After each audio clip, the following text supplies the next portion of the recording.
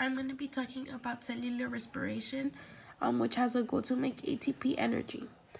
The first process of cellular respiration is glycolysis.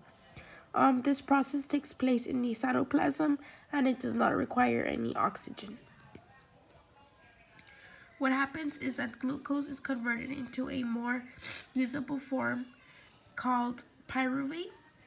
ATP is used to start this process going. The aftermath of this process is 2 ATP and 2 NADH molecules per glucose molecules. The next process is called the Krebs cycle. The Krebs cycle is also called the citric acid cycle. It happens in the mitochondria and it does need oxygen, opposed to glycolysis, which does not need any oxygen. What happens is that the pyruvate that was made during glycolysis is then converted and will be oxidized, and carbon dioxide will be produced.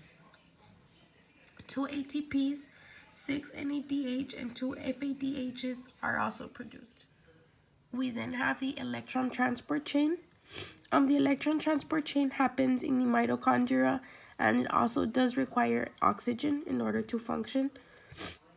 In this process, electrons are transferred from the NADH and FADH to several electron carriers. They are used to create a proton gradient.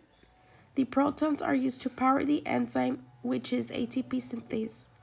The electron transport chain produces a larger amount of ATP energy compared to the other two cycles, which are Krebs and glycolysis. We also have lactic fermentation, which could also be known just as fermentation.